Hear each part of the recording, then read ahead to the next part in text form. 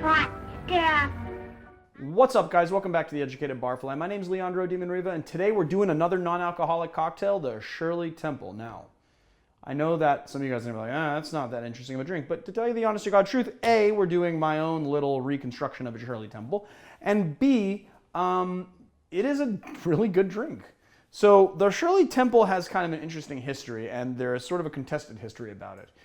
There was one account that said that it was created at some point in the mid-30s. I'm going to say mid-30s because Shirley Temple's career as a childhood actor started at in 1932. So it has to be sometime after 1932 that Shirley Temple, now I don't know what age she was when she started her career, but there is a story going around that Chasens, which is which was, or is it is or was? Was. Yeah, maybe it was. Okay, sorry. So Chasens was just a high-end restaurant that catered to celebrities here in Los Angeles. And one story is that a bartender at Chasens created this drink for Shirley Temple for her 10th birthday. But according to an NPR interview given in 1986 with Shirley Temple herself, she said, "Ooh, that icky saccharin drink, I think that was created sometime in the middle 30s at the Brown Derby." So Shirley Temple herself thought that it was created at the Brown Derby. Now, originally this was done with ginger ale and grenadine, which is pomegranate syrup.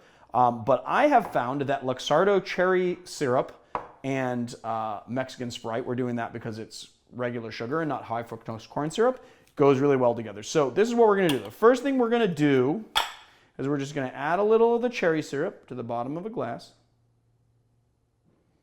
Okay. And then we're just going to add a little skosh of Sprite because the cherry syrup is denser than Sprite, so the Sprite's going to sit on top of it. So you want to get in there without any ice and then just kind of stir it around to just like kind of combine it, okay? We're just going to froth it up a little bit. Then we're going to add our ice.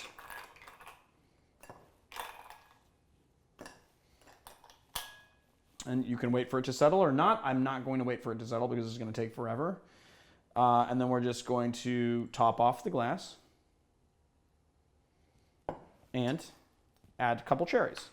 Now, actually, while it's settling and we finish this cocktail, I'll tell you a couple other awesome things about it. So, there was another actor named Roy Rogers who did a lot of westerns, and he has a drink named after him that's also got pomegranate, but instead of Sprite, it's Coke. So that guy was actually a teetotaler, meaning he didn't drink any alcohol at all, and that's why that was created in his honor. Some people also call Coke and grenadine, or in our case, cherry syrup, a Shirley Temple Black, which was Shirley Temple's name after she got married. That was her married name.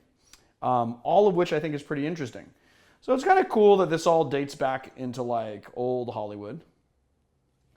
And we got our little foam on top. And then what we're going to do is we're just going to add a couple of cherries, sit them on the ice,